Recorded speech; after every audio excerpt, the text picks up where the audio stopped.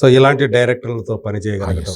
ఇప్పుడు అనిల్ గురించే చెప్పారు కదా, భగవంత్ కేసర్ తన ఈ ముందు సినిమా భగవంత్ కేసర్లో మీకు పనిచేసే అవకాశం వచ్చింది ఆయనతోటి. ఇప్పుడు ఆ పాత్రకి ఈ పాత్రకి సంబంధం లేదు. సో ఇలాంటి డైరెక్టర్లతోటి పని చేసేటప్పుడు సో ఇదేమనిపిస్తుంటుంది మీకు? సంతోషం అనిపిస్తుంది సార్. అంటే మనం ప్రతి ఒక్కరిలోనూ కూడా ఎంతో కొంత మనం నేర్చుకుంటాం. ఇటువంటి డైరెక్టర్ల దగ్గర ఎటువంటి పాత్ర అయినా మనం అవలీలగా చేయవచ్చు. అదే అంత కంఫర్టబిలిటీ ఉంటుంది, అంత ఫ్రీడమ్ ఉంటుంది. పాత్రను ఏ విధంగా చేయాలి, ఏ విధంగా పలకాలని వాళ్ళు చెప్తున్నప్పుడు మనకు అర్థమైపోతుంది. సిచ్యువేషన్ ఇదండి మీరు చేయాల్సింది అన్నప్పుడు నాకు అర్థమైపోతుంది డైరెక్టర్ గారు ఏం కోరుకుంటున్నారు నాతోనే.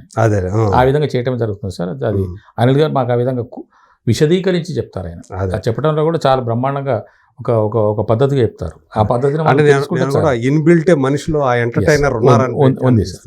అందుకని ఆయన ప్రమోషన్ ఆయన స్వయంగా నటుడు సార్, గొప్ప నటుడు. ఓకే, చాలా గొప్ప నటుడు సార్. ఒక సీన్లో నలుగురు ఉన్నారంటే నలుగురి హావభావాలు చూపిస్తారు ఆయన. నలుగురు చూపిస్తారు సార్.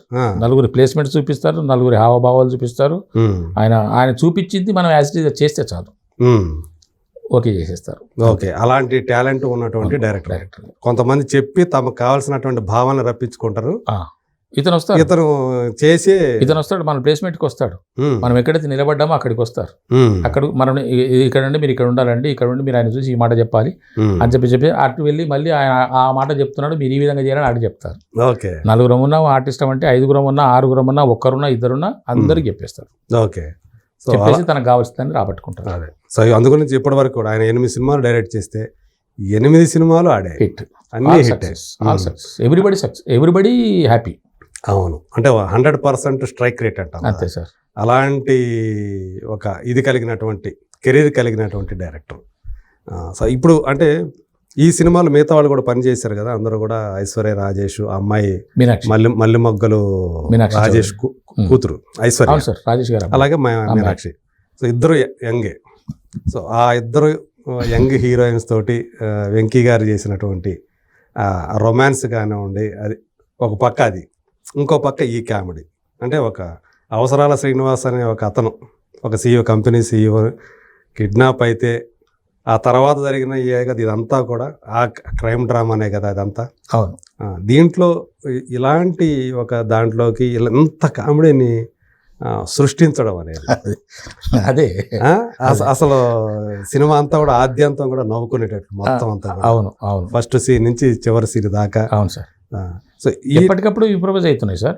సీన్లు కూడా ఎప్పటికప్పుడు ఇంప్రూవైజేషన్ చేసుకోవడమే, డైలాగ్స్ కూడా ఇంప్రూవైజేషన్ చేసుకోవడమే అకార్డింగ్ టు సిచ్యువేషన్. మేము వెళ్ళిన లొకేషన్లో ఒక లొకేషన్కి వెళ్ళాము, ఇక్కడ సీన్ తీద్దామని అనుకుంటే అక్కడ ఉన్నటువంటి పరిస్థితులను బట్టి కూడా డైలాగులు వచ్చినాయి. అవునా? ఓకే, ఇప్పుడు సపోజ్ మీ క్యారెక్టర్ ఉంది, మీ క్యారెక్టర్ సంబంధించి కూడా అలాంటి ఇంప్రూవైజేషన్ జరుగుతుంది. నేను సెకండ్ హాఫ్లో నాకు పెద్ద డైలాగులు లేవు. నేను క్యారీ ఆన్ అవుతున్న వాళ్ళతో పాటే ఫాలో అవుతున్నాను తప్ప నాకు డైలాగులు అంటే లేవు. నాదంతా ఫస్ట్ హాఫే. ఇంట్లోంచి బయటకు వెళ్ళేంత వరకే నా కదలికలు. అంతే. ఆ తర్వాత వాళ్ళని ఫాలో కావటమే, ఇంకా వాళ్ళంతా నడిపించేదంతా వాళ్ళే. అంతే. అవును, వాళ్ళతో పాటు వాళ్ళకి ఎక్స్ప్రెషన్స్ ఇవ్వడమే నా పని. అదే. సో ఎన్ని రోజులు పని చేశారు దీనికి? నేను 43 days చేశాను సార్. 43 days వర్క్ చేశాను. 72 days వర్కింగ్ డేస్ టోటల్ సినిమాకి. ఓకే, నేను 43 రోజులు చేశాను. అందులో నా 72 రోజులు 43 రోజులు మీరు ఉన్నారు. నేను ఉన్నాను సార్. సో ఆ యూనిట్తో కలిసి ప్రయాణం చేయటం, సో ఏదన్నా ఒక జ్ఞాపకాలు ఉన్నాయి మంచి? ఎందుకు సార్, ఒక విహారయాత్రకు పోయినట్టే ఉంది మాకు. అద్భుతమైనటువంటి సౌకర్యాలు, మాకు అన్ని విధాల అనుకూలమైనటువంటి వాతావరణం, పరిస్థితులు. ఓకే, మేము ఫస్ట్ పొల్లాచి వెళ్ళాము. పొల్లాచి నుంచి మళ్ళీ మన్నారో ఏదో అంటారు, దాన్ని వెళ్ళాము. ఉన్నారు అక్కడికి వెళ్ళాము. ఆ తర్వాత మళ్ళీ కేరళ, తమిళనాడు కేరళ. అక్కడ నుంచి మళ్ళీ అరకు వెళ్ళాము. అరకు నుంచి మళ్ళీ హైదరాబాద్ వచ్చాము. హైదరాబాద్లో బూత్ బంగ్లాలో చేసాము. ఒక్కసారి రామోజీ ఫిలిం సిటీలో కొద్ది పార్ట్ చేసాం, దాంతో క్లోజ్. 4 లొకేషన్లు. ఇంకోటి లాస్ట్ ఒకటి వేరే మేము లేము సార్. దాంట్లో ఒక సాంగ్ కోసం, సంక్రాంతి సాంగ్ కోసం వేరే చోటుకి వెళ్ళారు. అది RFCలో తీసినట్టున్నారు, అంతే. ఇంకా వేరే ఎక్కడ లేదు. అంటే తమిళనాడు అంటే పొల్లాచి, మున్నారు, అరకు, ఈ 3 కూడా విహారయాత్రలాగా 100%. ఓకే, సో ఆ యూనిట్ తోటి కలిసి అంటే వాళ్ళు ఎలా చూసుకున్నారు అంటే, ఒక ఆల్రెడీ చూశారు మీరు బలగంకి. అవును సార్. ఇది అంటే SVC బలగం DPR, DRP, ఇది SVC. దాని పోకడ దీని పోకడ వేరు కదా. ఇది కొంచెం ఉచ్చస్థితిలో ఉంటుంది. అవును. SVC అనేది కొంచెం పెద్ద బ్యానర్ కదా. దీని బడ్జెట్ వేరు, దీని వ్యవహారం వేరు, దీని యొక్క హైప్ వేరు. అదేలే. అంటే మొత్తం అంతా శిరీష్ గారే ట్రావెల్ చేశారా మీతో మాతో పాటు? శిరీష్ గారు ఉన్నారు చాలా కాలము. ఉమ్, 1-2 సార్లు రాజు గారు వచ్చారు, ఉమ్. కానీ ఎక్కువ శాతం శిరీష్ గారే. ఆయన దగ్గరుండి చూసుకుంటారు ఇవన్నీ ఆయన- కూడా. ఆయన. మిగతా పనులు ఆయన చూసుకుంటా ఉంటే రాజు గారు అప్పుడప్పుడు గెస్ట్లుగా వచ్చి వెళ్ళేవారే తప్ప. నాదే ఆ, ఎగ్జిక్యూట్ చేసేదంతా కూడా శిరీష్ గారు. శిరీష్ గారు అదే మామూలుగా. ఎక్కడ ఏ లోటుపాటు లేకుండా, ఎవరికి ఏ అసౌకర్యంగా లేకుండా, ఉమ్, ఎక్కడ డిస్లొకేషన్ కాకుండా, ఉమ్, షూటింగ్ ఈ రోజు ఈ పాట జరగాలని కూడా అక్షరాలా జరిగింది సార్. ఉమ్. ఏ విధంగా ప్లాన్ చేసుకున్నారో ఆ విధంగానే జరిగింది. అదేలే. అదే. చాలా బాగా పక్కాగా జరిగింది. ఉమ్, వీళ్ళు వేసుకున్న ప్లాన్ ప్రకారంగా జరిగింది. అదే. సినిమా కూడా సంక్రాంతికి వస్తున్నామని పెట్టింది కూడా సంక్రాంతికి రిలీజ్ చేయాలనే అభిప్రాయంతోనే ఉమ్. సంక్రాంతికి రిలీజ్ అయిపోయింది. సరిగ్గా 14 రిలీజ్ అయింది కదా, మీరు ఎక్కడున్నారు ఆ టైంలో? నేను అనకాపల్లిలో ఉన్నాను సార్. చూసారా మరి ఎక్కడ సార్ నాకు ఆ రోజు దొరకలేదు, ఆ, టికెట్ దొరకలేదు, ఇప్పుడు దాకా చూసే అవకాశం ఎక్కడ దొరకలేదు. సార్ దొరకలేదు. నేను 14, 15, 16 షూటింగ్లో 14, 15 ఉన్నాను, 16 ఇటు వచ్చేసాను. ఓకే. ఈ రోజు చూద్దాం అనుకున్నాను, ఇక్కడ సక్సెస్ మీట్లు ఉన్నది అని చెప్పేసి అంటే యాక్చువల్గా ఈ రోజు నేను థియేటర్కి వెళ్ళాలి సినిమా చూడటానికి. ఓకే. మా ఊర్లో థియేటర్ లేదు, ఉమ్, వేరే ఊరికి వెళ్ళి చూద్దామని చెప్పేసి ప్లాన్ చేసుకున్నాను. ఓకే. నిన్న వీళ్ళు ఫోన్ చేసి రేపు సక్సెస్ మీట్ ఉన్నది రండి అని అంటే ఈరోజు బయలుదేరి వచ్చాను. ఉమ్. సో మొత్తానికి అంటే చూసారు సమీప ఇప్పుడు భవిష్యత్తులో. ఇప్పుడు చూసే వెళ్తాను నేను. అదే. పైగా ఈ సినిమా ఆడుతున్న విధానం చూస్తే ఎక్కడైనా కూడా మీకు హౌస్ఫుల్ అసలు టికెట్ దొరకట్లేదు. అవును. అంటే మాకు నిన్నటికే చూసుకుంటే మా దగ్గర టికెట్ కూడా దొరకట్లేదు, నన్ను అడుగుతున్నారు టికెట్లు ఇప్పించండి అని చెప్పి. అవును, అవును. అంటే గత 24 గంటల్లోనే ఇది పెరుగుతున్నా సార్. 3,50,000 టికెట్లు సేల్ అయినాయి. ఇది పెరుగుతున్నది అవును, డే బై డే. 14కి, 15కి, 16కి, 17కి తేడా వస్తున్నది. అవును, సామాన్యంగా కొన్ని సినిమాలు రిలీజ్ అయితే డే బై డే డిక్రీజ్ కావాలి, అవును. వ్యూయర్షిప్ కానీ ఆడియన్స్ కెపాసిటీ కానీ. ఇది పెరుగుతున్నది. ఓకే. ఎక్స్ట్రా చైర్లు వేయడాలు, ఉమ్, నెక్స్ట్ షోకి మార్చడాలు, అవును. ఇప్పుడు మీరు అన్నట్టుగా ప్రింట్లు కొత్తగా వేయించి కొత్త థియేటర్లో వేయడాలు, ఇవన్నీ జరుగుతున్నాయి సార్. అవును. 225 థియేటర్లు యాడ్ చేశారు. ఈ ఒరవడి ఇంకా కొంచెం ముందుకు పోయే అవకాశం ఎక్కువ కనపడుతున్నది. ఇప్పట్లో కొత్త సినిమాలు కూడా ఏవి రిలీజ్కి లేవు. అవును. సో ఇప్పుడు అంటే ఈ సినిమాకి అంటే ఒక పెద్ద సినిమా కదా, అప్పటికి ఇప్పటికి మీ పేమెంట్లో కూడా మార్పు వచ్చిందా? ఇది ఒక జవాబు లేని ప్రశ్న. చెప్పకూడదా? అలానే కాదు కానీ ఇంకా అంటే బ్యానర్ బట్టి కూడా కొన్ని మనం రిలాక్సేషన్స్ ఉంటాయా? అట్లే ఉండదు సార్, అలాగే ఉండదు. ఉమ్. వాళ్ళు కన్సిడర్ అంటే చేస్తారు. ఇప్పుడు మేము ఉంటున్నాం, మురళీధర్ గౌడ్ గారు కొంచెం ఆయన పేమెంట్ కూడా పెరిగింది అన్నారా అని చెప్పేసి మాకు కూడా వినిపిస్తా ఉంది, మా చెవుల దాకా అనుకుంటున్నారేమో, పెంచుతారేమో చూద్దాం మరి. అంతేనంటారా?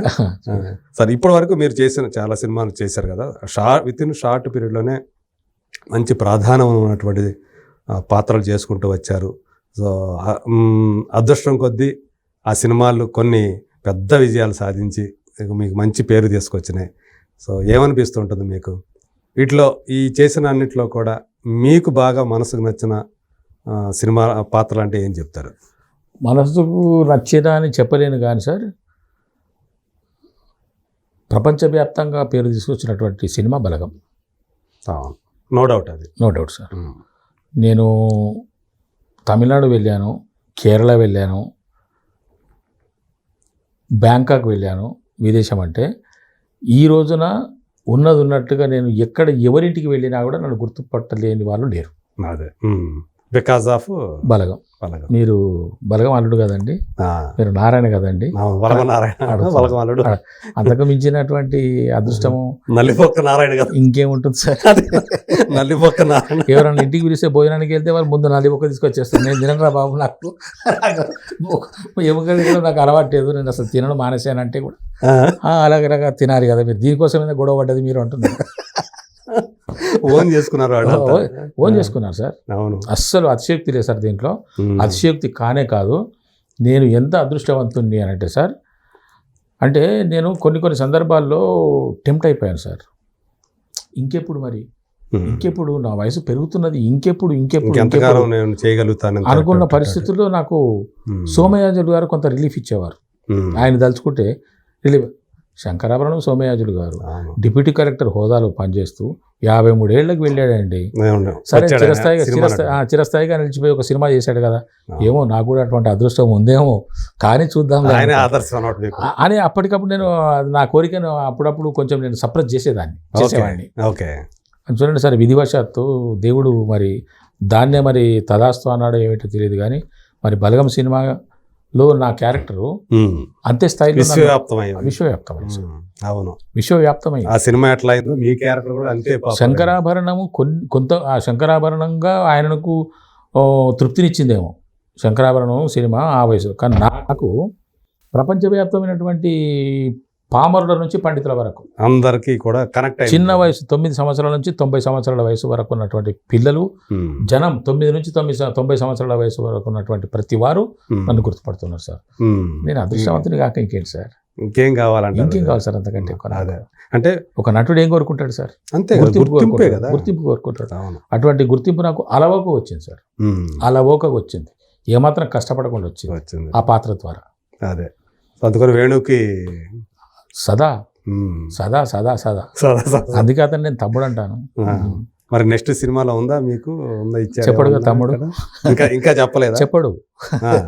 చెప్పడు, సమయం వస్తే కానీ చెప్పడు. ఉన్నానో లేదో నాకు కూడా తెలియదు సార్. ఓకే, ఇప్పుడు దాకా అయితే అంటే సమాచారం. వేణు యొక్క శైలి ఏ విధంగా ఉంటుంది, ఆయన యొక్క తీరు తరహా ఏ విధంగా ఉంటుందంటే సార్, ఉమ్. చేసేది రెండో సినిమానే, అవును. అది నేను అప్పుడే శైలి తీరు అని నా భావన. అది క్యారెక్టర్ను బట్టి అతను ఆర్టిస్ట్ తీసుకుంటాడు. ఆల్రెడీ వచ్చింది కదా, ఎవరండి హీరో అందులో? నితిన్. నితిన్ తోటి. అవును. ఉమ్. నితిన్ ఒక్కడు ఖాయమయ్యాడు హీరో కాబట్టి అతను అనౌన్స్ చేస్తున్నారు. ఉమ్. సాయి పల్లవి గారు అని అంటున్నారు, ఓకే. అది తెలియదు. అవును, అవును. కానీ నితిన్ గారు సాయి అథెంటికేషన్ పల్లవి పేరు కూడా బయటకు వచ్చింది. అఫీషియల్గా చెప్తున్నారు. మేడం గారి పేరు కూడా ఉమ్. సాయి పల్లవి గారు అని చెప్తున్నారు. మిగతా ఆర్టిస్టులను ఏమాత్రం ఆయన లీక్ చేయట్లేదు. కానీ ఆయన మనసులో ఎవరున్నారో తెలియదు. అదేలే. ఉమ్.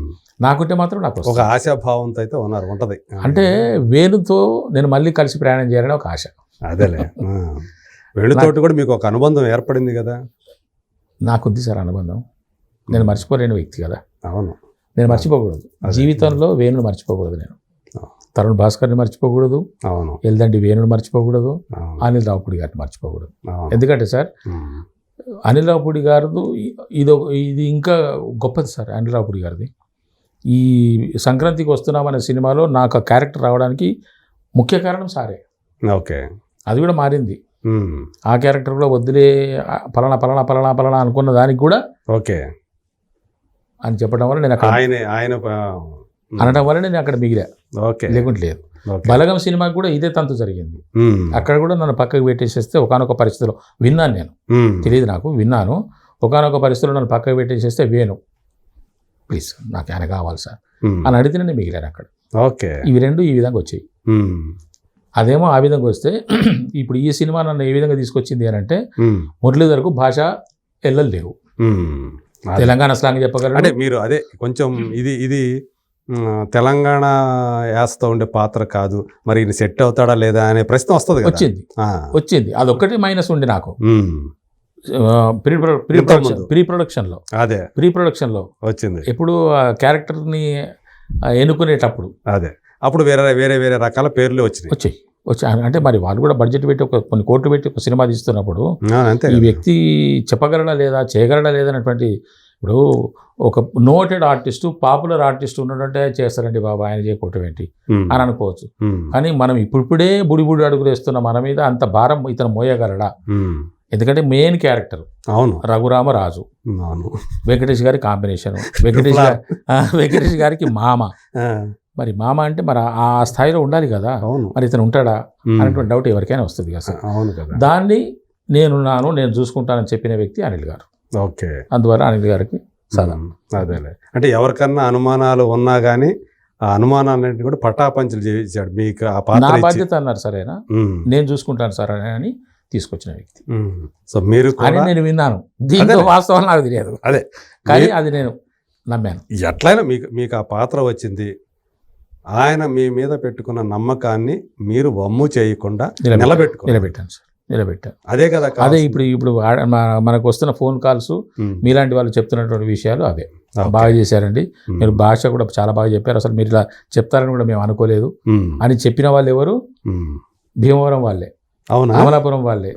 ఎందుకంటే నేను ఈ మధ్య అనకాపల్లిలో షూటింగ్ చేశాను సార్, అందువల్ల అక్కడ మిత్రులు కొంతమంది పరిచయం అయ్యారు. నేను కొంతమందితో బాగా పరిచయం చేసుకుంటాను. ఈ పైగా ఈ సంక్రాంతికి వస్తున్నాము సినిమా కూడా నా మనసులో ఉంది. దీనివల్ల కూడా నేను అక్కడక్కడ కొంతమందిని పెట్టుకున్నాను, వేగులను, నా మిత్రులను. ఏమంటున్నారు, ఫీడ్బ్యాక్ తీసుకున్నాను. అద్భుతమైనటువంటి ప్రశంసలు వస్తున్నాయి. ఓకే, అన్నయ్య చాలా బాగా చేశారు, సార్ మీరు బాగా చేశారు మీది బుల్లిరాజు చాలా బాగుంది, మీది వెంకటేష్ గారు చాలా బాగుంది, మీది ఎమ్మెల్యే గారు చాలా బాగుంది, చాలా బాగా చేశారండి మీరు, అద్భుతంగా చేశారనేటువంటి మాట నాకు సంతృప్తినిచ్చింది. నేను అనిల్ రావుపూడి గారి మాటని నిలబెట్టగలిగాను అనే తృప్తి కలిగింది. అదే మీరు అన్నట్టు ఇక ఈ సినిమా తర్వాత ఎవరైతే మొత్తం ఇండస్ట్రీలో చూస్తారు ఖచ్చితంగా అందరూ కూడా ఇప్పటికే చాలా మంది చూసేశారు సార్. ఎంక్వైరీలో వచ్చేస్తూ ఉంటాయి అనుకోండి. నాకు పూర్తి నమ్మకం ఉంది సార్, నా మీద నాకు నమ్మకం ఉన్నది. కాకపోతే మీరు నన్ను నమ్మాలి కదా. అవును కదా, మీరు ప్రొడ్యూసరు, మీరు ఒక డైరెక్టర్ అన్నప్పుడు ఇతను చేయగలడా అనేటువంటి నమ్మకం మీకు కొంచెం అనుమానం రావచ్చు, కానీ I'm very confident about me. నేను ఎప్పుడు మీరు ఏ పాత్ర ఇచ్చినా ఏది ఇచ్చినా కూడా కొంచెం నాకు స్వేచ్ఛ ఇచ్చి నన్ను కొంచెం కంట్రోల్ కాకుండా పెడితే ఎంతటి పాత్ర అయినా కూడా నేను పోషించగలనటువంటి ధైర్యము, నమ్మకము, ఆత్మవిశ్వాసం నాకున్నది. అదే అంటే మీకు ఆ స్వేచ్ఛ ఇవ్వాలి, కొంచెం స్వేచ్ఛ. అంటే పెద్ద పెద్ద ప్రొడక్షన్ వెళ్ళేటప్పటికి ఏమవుతుంటే సార్, అక్కడ మనకు కొన్ని లిమిట్స్ ఉంటాయి సార్. చిన్న సినిమాల వైపు మొగ్గు చూపడానికి కారణం ఏంటంటే అక్కడ మనమే కింగ్. అదే అవును, మాట చెప్తే వింటారు అక్కడ. ఆ డైరెక్టర్ గారిని కానీ కో ఆర్టిస్టులను కానీ మనం పేరు పెట్టి పిలుస్తాము, లేకపోతే మనం అనే మనం ఈ విధంగా చేద్దాము, అది కాకుండా ఇట్లా చేయొచ్చు కదా అని చెప్పేసి మనం కొంత చెప్పగలం. పెద్ద ప్రొడక్షన్స్లో, పెద్ద బ్యానర్స్లో, పెద్ద స్టార్స్ ఉన్న దాంట్లో మన లిమిటేషన్ తక్కువ ఉంటుంది, మనం అంతవరకే ఉండాలి. మనం కూడా దానికి తగ్గట్టుగా జాగ్రత్తగా మెలగాలి, మనని మిస్ చేయకుండా మనం చూసుకోవాలి అంతే. అవును, ఏ కూడా ఆయన కూడా చూసుకోవాలి సార్, ఏదో ఓవర్ చేస్తున్నాడు అనిపించకూడదు సార్. కానీ నేను చేస్తాను, నాకు ఇప్పటికీ నమ్మకం ఉన్నది సార్. అద్భుతమైనటువంటి పాత్రలు, క్వాంటిటీతో నాకు పని లేదు సార్, ఐ వాంట్ క్వాలిటీ. అదే ఒక దర్శకుడు, నేను ఇంతకుముందు కూడా చెప్పాను కొన్ని ఇంటర్వ్యూస్లో, ఒక దర్శకుడు కానీ ఒక రచయిత కానీ ఒక పాత్ర అనుకుంటే, ఆ పాత్రను నిలబెట్టాలని అనుకుంటే, ఇతను చేయగలడు, ఇతన్ని పెట్టుకుంటే ఎలా ఉంటుంది అని అనుకుంటే మీకు సందేహించాల్సిన పని లేదు. నేను మీకు జీవం పోషిస్తాను, దానికి ప్రాణ ప్రతిష్ఠ చేస్తానటువంటి నమ్మకం నాలో ఉన్నది. ఎందుకో తెలియదు సార్, అంత కాన్ఫిడెన్స్ నాలో నిండి ఉన్నది సార్, నాలో ఫైర్ ఉన్నది సార్. ఇంకా చెప్పాలంటే పాత్రల కోసం నేను మంచి మంచి పాత్రల కోసం నేను అసలు తపన పడుతున్నాను.